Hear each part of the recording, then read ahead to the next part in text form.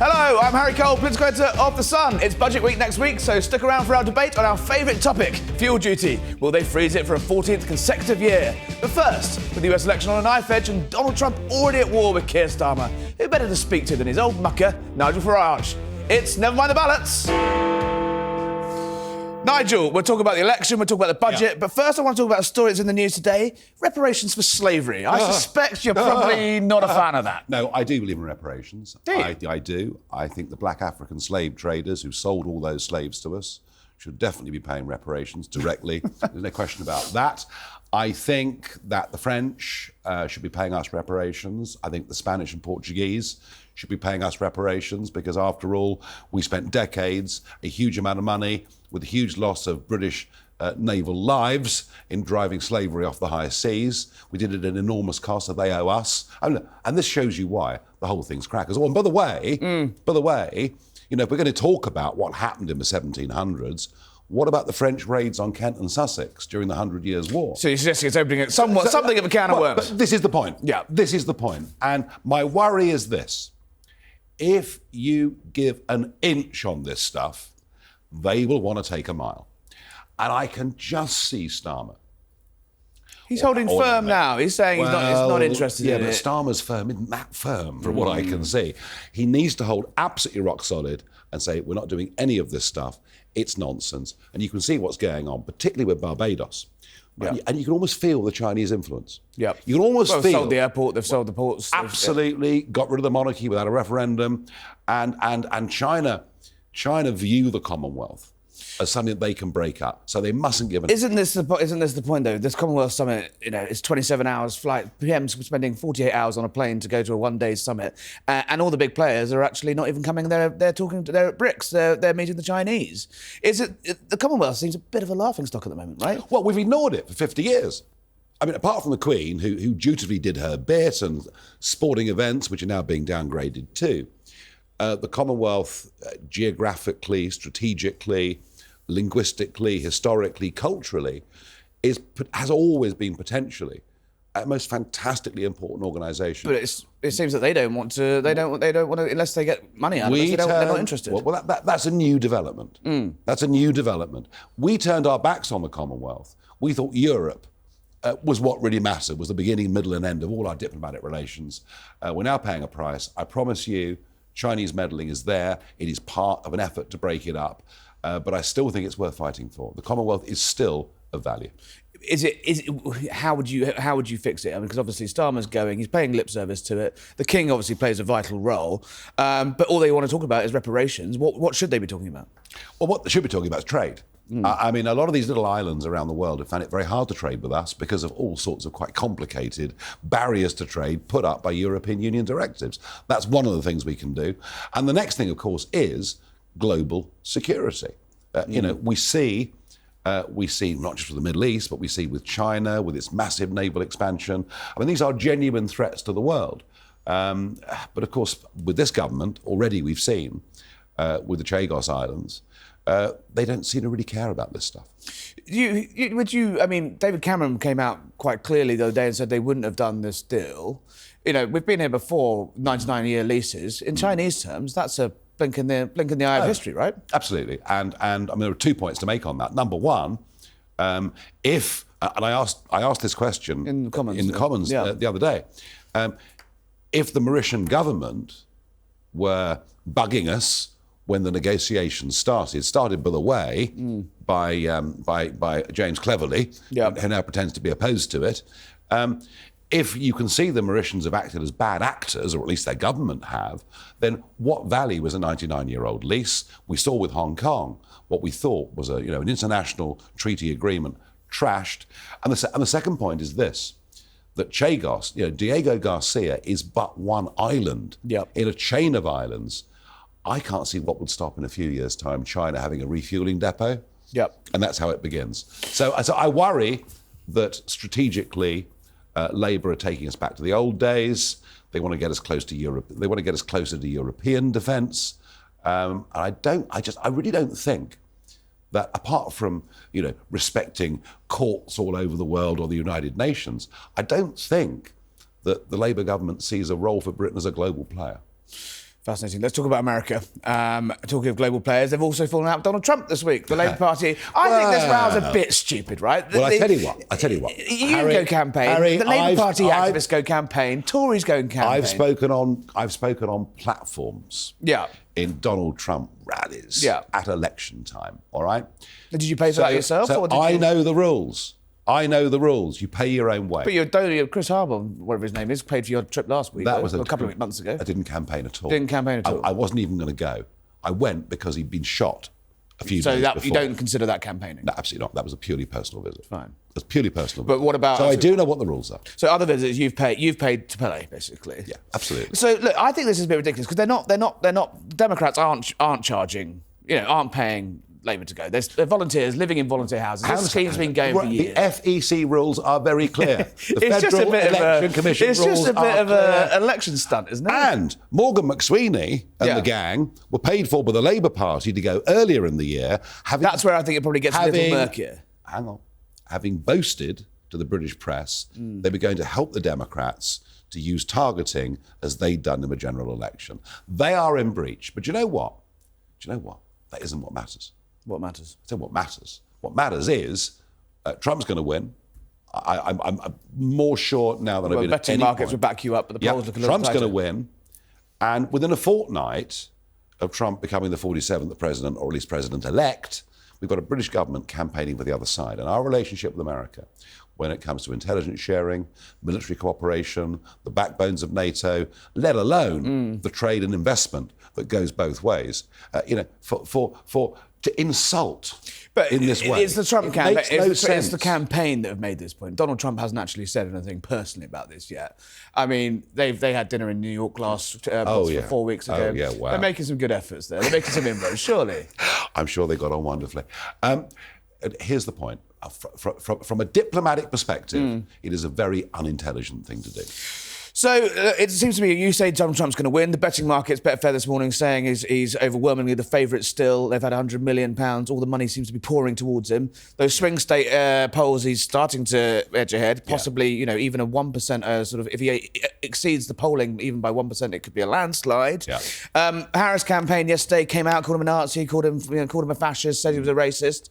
Starting to panic, aren't they? You've seen this playbook before, haven't you? Oh, I've been called all those things repeatedly. And how do you deal with it? Just ignore it and go for a drink in my case. But, Trump doesn't need to respond to any of that. And by the way, he puts a few barbs back the other way. Well, more than a few barbs, does he? He sends a lot of people up. None of this matters.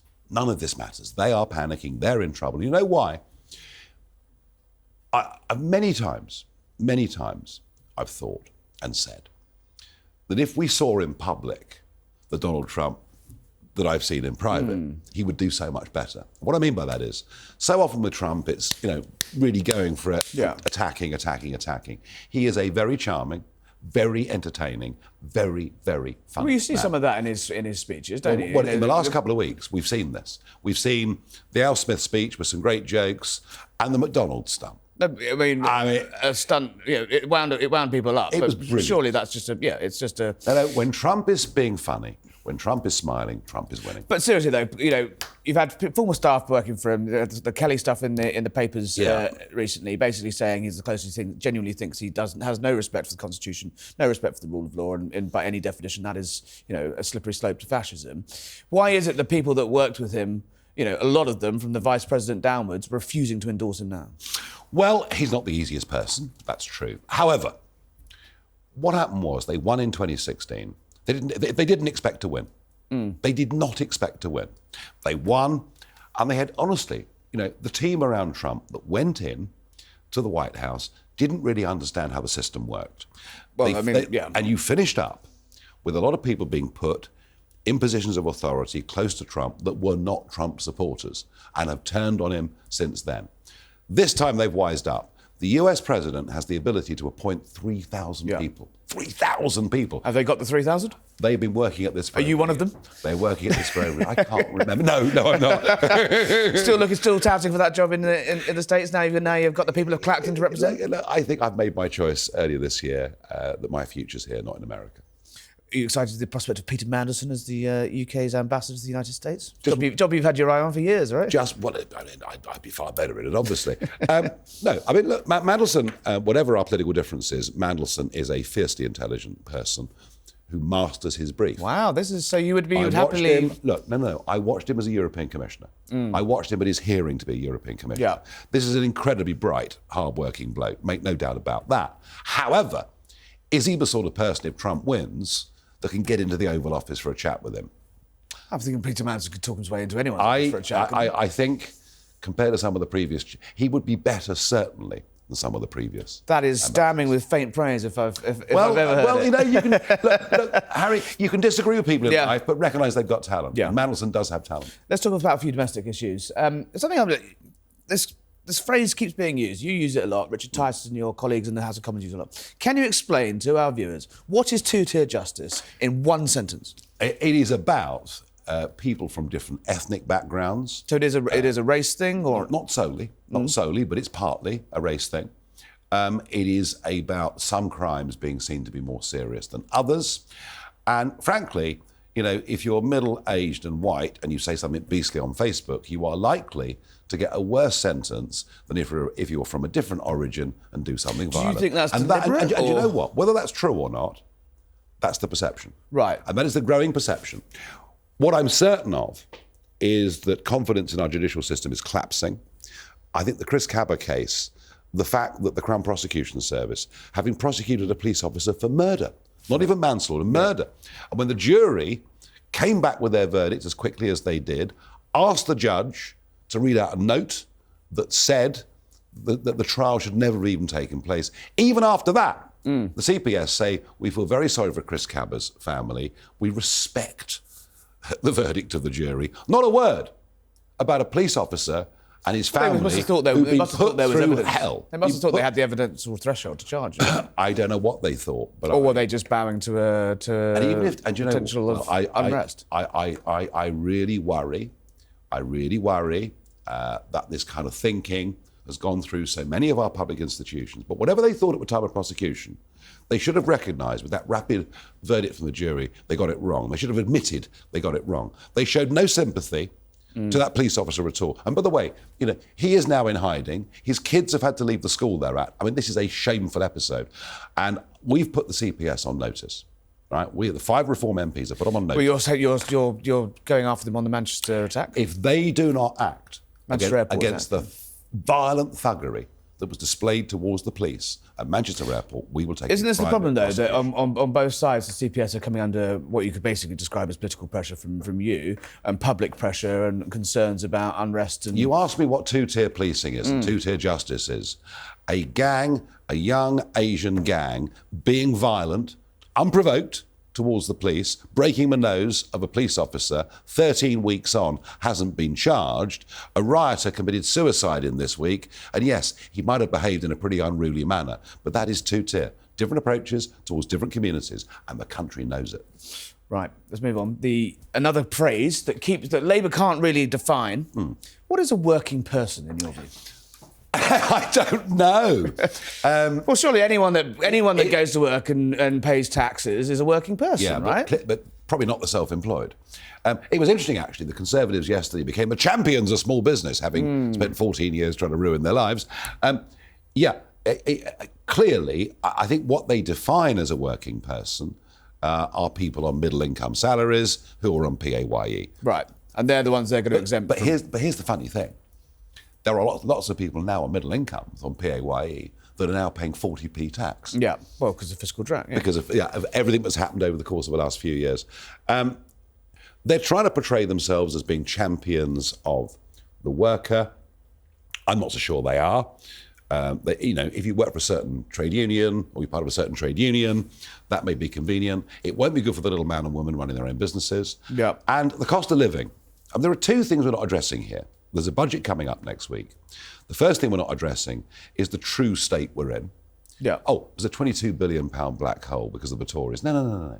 There's a £2.7 trillion black hole. Our national debt is exploding in actual terms, exploding in percentage terms, exploding in terms of the interest repayments we have every year. There's never any honest conversation with the British public about that. And the other point, of course, is that if you look at the last 2 years, in at least 6 of the quarters, GDP per capita, wealth per individual is falling.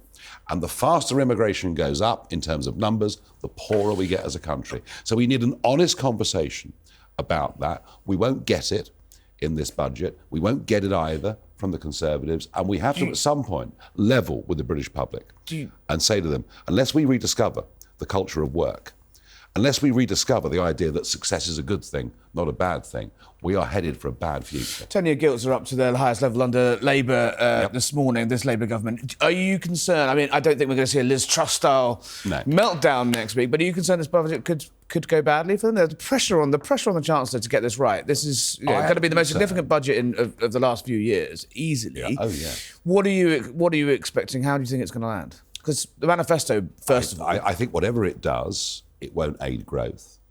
Whatever it does, it won't turn around the culture. And the culture now is the state will provide everything. Oh, by the way, you've been successful, you awful person. We're going to make your life a misery. And they're leaving in their droves. Well, yeah, I was going to ask you about that. They're leaving in their droves. So this is, and I want people to recognise and realise that both on an individual level and a national level, if we carry on down this path we're on, in 15, 20 years' time, forget old age pensions, forget universal free healthcare. We are heading. We in Europe are heading towards a state, literally, of bankruptcy unless we turn this round. Young Brits flying to Dubai, to Hong Kong, to all sorts of places. Nothing new in that, but the numbers. There's a fascinating piece in the Sunday Times actually about the number of British young men just basically saying, "I'm going to Dubai. Sod this for a laugh." You know. Yep. Do you think that patriotic Brits should stay here? I do, but quite honestly, given what the Conservatives did over the course of the last few years, and I'm talking about putting up corporation tax by 30%. Capital gains tax going up. I mean, everything anti-entrepreneurial. All Labour are doing is more of the same, just worse. And to think you've got at least 5 more years of this, I'm not going to condemn anyone young that wants to get on for going. And what about people who, I was speaking to tax advisors, to lawyers, to company owners in the last few months, and basically saying it doesn't matter about the budget. They're already squared it off. They're already sorted it out. So many have gone, and we talk about the non-doms, for example, that have gone. We talk about the mega rich that have gone, but actually, it is the younger entrepreneurial types going that is even more worrying. Yeah. Fuel, just quickly on the budget, fuel duty. What do you reckon they're going to do? We're going to talk about it later, but... I mean, do you reckon it's going to go up? You think that's been mad? You can't say they're going to defend working people. The campaign that the Sun have fought for all these years with Fair Fuel UK has been the most brilliant campaign.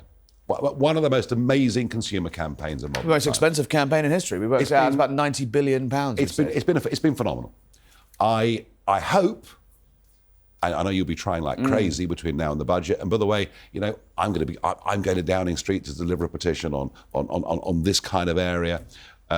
Fuel duty, fuel allowances for pensioners. I mean, it's all very similar, all of this. And I just think this time she's going to do it.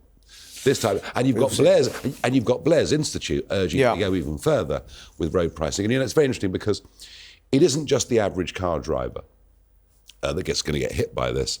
For those living in more rural parts of the country, it would be a disaster. And presumably you put the price of fuel up, you put up the price of everything because, it's inflationary. Yeah. It's inflationary. Yeah, absolutely. Look, it's going to be a horrible budget. It's going to be a horrible budget, but it will do nothing to arrest our national decline. We are in national decline. It's about time somebody told the British public the truth. Let's talk about reform. Talking about speaking to the British public. You've written a letter, I hear, to 1,000 Tory councillors and said that they should defect. Yeah, we've written to 1,352 Conservative. Anyone replied? County councillors. We've had one this morning. Really? There's an Essex county councillor. It's coming over to you guys. So he's coming over to us. So one down, 1,326 to go. It's up to them. So these people were elected. You're just winding them up, though, aren't you? You wait. You wait. You ask me that in a week's time. Look, they're doomed. They're doomed. The Conservative brand is broken. It doesn't matter who wins the leadership. The brand is broken. And there are many, many of these areas that are up for county council and unitary elections next year that are our strongest parts of the country. I've written to them to say, we are standing, we won't stand aside, you are going to lose. But if you believe in the things that we believe in, you're welcome to sort of the Lee Anderson defection model. Yeah, you're welcome to come and stand for us, provided you don't bring Tory infighting with you. Is that the fact you're struggling to find suitable candidates yourself, or is it? No, we've got plenty of them. But we got plenty of them. But here's our problem. What we don't have are many candidates with experience of local government. Right. So Boris Johnson sat in that chair 2 weeks ago and said it should be the other way around. You should be coming over to him. Oh yes, he said that for 30 years. He said Boris. He told me actually about some night out you had in a pub in Victoria 25 years ago, and where you tried to get him to defect the first time to UKIP. Anyway, we'll move on. He also said that he never did a deal with you to stand down the Tory candidates in 2019. You said.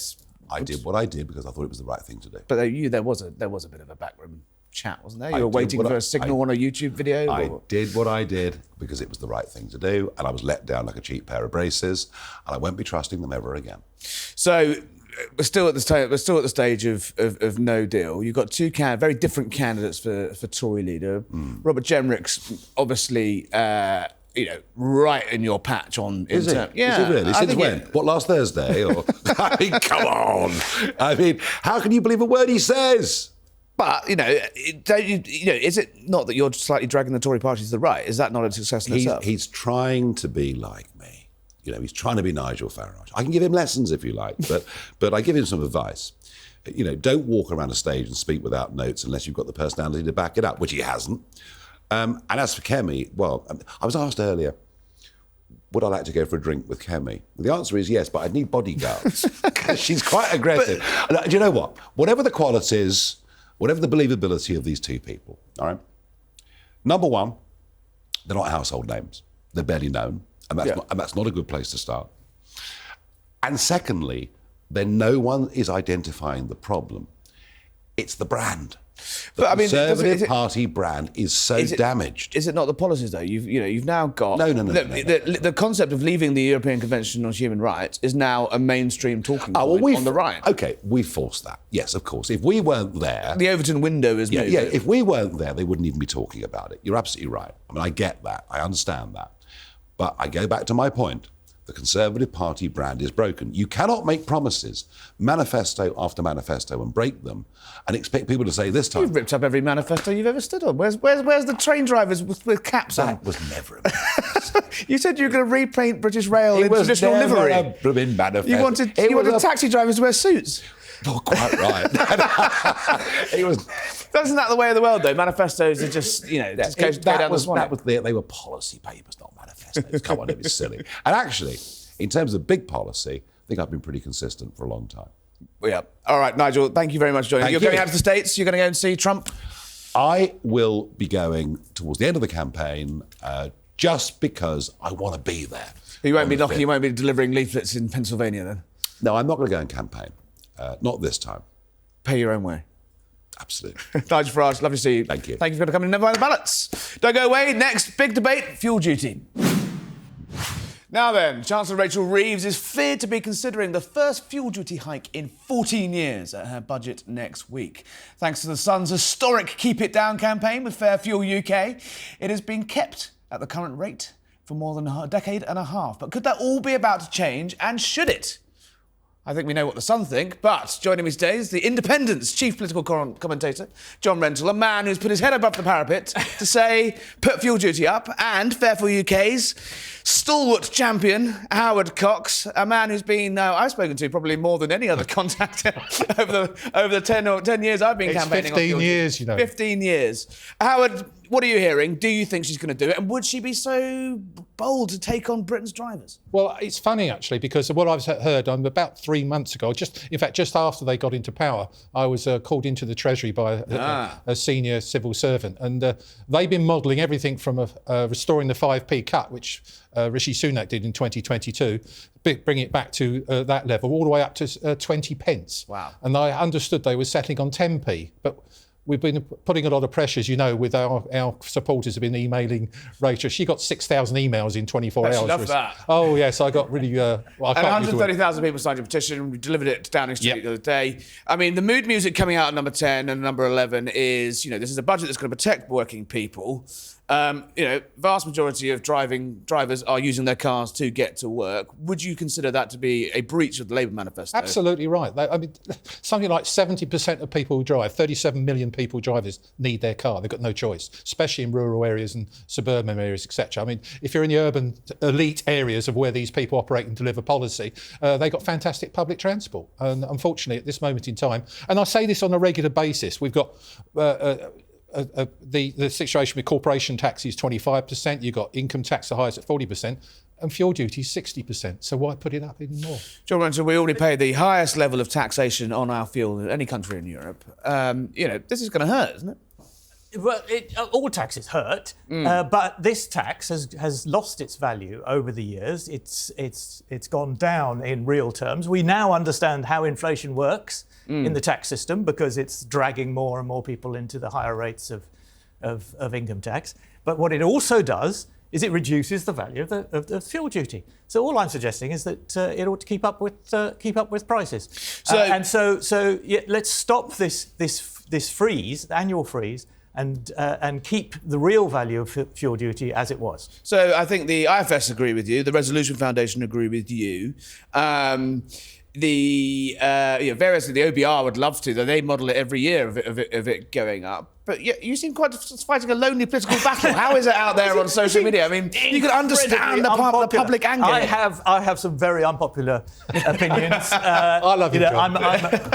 This is not the big fan of love in here. I'm a big fan of Tony Blair, and so I'm used to it. But you've got to argue for what's right, and all taxes are difficult. This one I know is particularly unpopular, but people are beginning to understand. I think the penny is beginning to drop. That inflation has an effect. Petrol is now cheaper than it's been this century. Yeah, but it's been incredibly expensive in the last few years. The fuel duty is worth less than it has ever been. John, you're brainwashed. You've been bought into this, green tinge of bloody influence that the government have got now.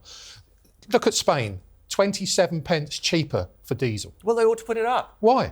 Because yours is emotion. It's not objective. Useful source of revenue, and you want to encourage people to switch to electric cars. Why? Well, because they're greener. No, they're not. Not from cradle to grave, they're not. Yes, they are. No, they're not. And I've written several reports, and you know that. All those little people that are actually in slaves are actually digging out the lithium, and how are you going to dispose of the final battery? From cradle to grave, they issue 70% more emissions than fossil fuel. I don't accept that for it. Let's talk about the politics, though. You're a man that knows the Labour Party inside out. The Chancellor is saying she's going to protect working people in this budget. She's on the side of of people that work hard and go to work and pay their taxes. Politically, she's in a real bind on this one. Absolutely, but then politically, she's in a bind on all taxes, isn't she? Because she promised not to raise taxes on, Do you think that was a mistake? On working people. Well, I think the phrasing was not very precise, was it? As we discovered in Prime Minister's Questions yesterday, when Angela Rayner couldn't define what a working person was. Do you think the government, obviously they're bending the rules? I think on their fiscal rules, they're bending the rules on not putting up national insurance because I think they've got a caveat. Have to. I mean, another of my unpopular opinions is that taxes ought to rise. I mean, they should rise because we have to pay for public services. I mean, public services in this country are on their knees. Let's have growth. That's what the mantra is from Labour. You can't just magic growth up from nowhere. You can by putting money into people's pockets, consumers. And well, Liz Truss tried that and look what happened. Oh, yes, but you're bound to pick that one up, aren't you? That's because that's what we've just had a real-world experiment in what happens. No, and thrice no. The simple fact of life is if you put more money into people's pockets, there's going to be more treasury receipts from corporation tax, profit, people spending more. Idea. And above all, look what happened just recently. Inflation's dropped to what, 1.7%? Yes. Yeah, and guess why? The next line, lower pump prices. Yes. So if you lower tax, that inflation will come down and stimulate growth. Well, yes, it would, but where are you going to get the money from? I mean, the point is... Well, fleece them for the easy cash cow the motor. Rishi Sunak, that's what you do. The coronavirus cost us £400 billion, and that doesn't come off the magic money tree. It has to be paid for. And it would have cost a lot more if Labour were in power, because they wanted about 75 more lockdowns. I wouldn't disagree with that. John, I mean, in terms of politically, though, were she to do this and bend the rules on national insurance and change the fiscal rules... Is the credibility of this government on the line, though, in terms of they've promised all sorts of things and they're going to have to let them down? No, because I think most people... This budget could end up being quite deeply unpopular. Most people understand that the public services in this country are on their knees, and that the NHS in particular needs more resources. I mean, you can have an argument about whether, reform versus resources, but it needs resources. And people at the last election, I think they accepted that if Labour got in, taxes would go up a bit, possibly by a bit more than if the Tories got in. But at least Labour would spend more on the public services, and that's what people wanted. But they've been fundamentally dishonest with the public, though, haven't they, before the election? Exactly. Well, politics is a pretty grubby business, I'm afraid. It is indeed. Let's talk about another issue dear to your heart, John, Tony Blair, and an issue dear to your heart, Howard, electric cars. Look, £30 billion revenue from fuel duty isn't going to last forever. All the models say that eventually, with the net zero targets, in 2035, 2030, when it is phasing out of new petrol and diesel cars, that's going to have to be replaced in some way. Now, pay-per mile road pricing, isn't that a fairer way of doing it than currently? People might be surprised that I think pay per mile could be fairer. Oh. No, hang on, John. But it's got to get rid of these ungreen electric cars. Well, they are ungreen. I'm afraid pay per mile, and bear in mind how much they're 30% heavier in weight as well. They're causing more potholes. It's a bit Although battery technology is getting better all the time. It is getting better, and that's my point. You shouldn't have to put an edict or a ban in place to get rid of your competition, or tax subsidies. And that's what gets me. I'm pro-electric vehicle, but let's invest. Your government... Glad to hear it. You sounded pretty anti a moment ago. No, I'm not anti-electric. I drive a hybrid. So I'm halfway there. Breaking news. Breaking news. No, but the thing of the paper mile thing is that, it will happen, but you've got to get rid of all of the other taxes and just have one tax. But we've got to make it fairer. And at the moment, I don't see any plans that are making this fairer. If you're driving a 44-tonne truck that takes 8 miles to the gallon, that delivers you all your food and all the things, all your lattes that you drink at work, all those sorts of things, these people, I'm afraid, can't afford it. They're already on thin margins at the moment in time. John, paper mile? Yeah, absolutely. I completely agree with Howard. It's the fairest way in the long run. It does but in the immediate term, I've got to make the point that this erosion of the value of fuel duty is benefiting rich people who have bigger cars and spend more on petrol. Well, rich people is never going to affect them with taxation at all. They don't care. But the the pensioner who's winter fuel allowance has been taken away. Those people need their car to go to hospitals and things like that. And you're saying they've got to pay more to get there. So they won't mind if fuel duty retains its value in real terms. No, they won't. They want it cut, and I want it. To be honest, I want it cut by 20 pence. There, I've said it. What happens, John, if they do this? Do you think politically they're in trouble? We're going to ask you the same question. I think Rachel Reeves is going to be in enough political trouble as it is. She's going to need more than John Rentoul across the the whole thing. I mean, putting up employers' national insurance and all that, all the rest of it. In the end, the burden falls on working people because who else is there? I mean, this budget could be a disaster for the government. No, because I think the British people are fundamentally fair. And they accept that tough decisions have to be taken in order to rescue the public services. And then you wake up from your dream. That's it. The problem is that all those taxes, particularly fuel duty, 60%, everything that goes into, when you've got places like the States, which is petrol and diesel's half the price, and their economy's doing pretty well, etc. And we're shipping over, gas in diesel tankers, driven by diesel. So please, to encourage people to use less of it. Absolutely right. You don't encourage people. You incentivise them to move to cleaner technology. Well, yes, that is incentivising. No, it's not. You're hurting people. It's a regressive tax, and you're hurting the wrong people. Howard, what happens if she does it? What are you going to do? You're going to take to the barricades? Yeah, I'm afraid. Yes, a bit of a Les Miserables in me. I'm afraid. So yes, there's no doubt about it. I'll be fighting like that because there's lots of other things like low traffic neighbourhoods, 20 mile an hour limit, speed bumps, cyclists going through red lights. I've got an agenda that's massive. Can you see a world in which she takes away the temporary? It was meant to be temporary in the wake of the war in Ukraine. High prices on fuel prices surged in 2022. I've had some 5p. Could you live with that? No, I couldn't. There are credible rumours. What I'm hearing is that she may actually announce it, but it won't happen until next March. And they will introduce a fuel price escalator. Do you remember those in days of... Well, the fuel price escalator is still the government policy. It hasn't been dumped. No, you're absolutely right. We're looking at... for 25 years. And don't forget, there's a little matter of the fact that the VAT on the fuel duty as well. 7p they're going up, it's going to 8p. It's going to cost an average family car driver £5 more to fill up their car. Do you think she'll do it? Yes or no? Put it up, end the freeze. I actually got a sneaking suspicion she won't. Ooh. John?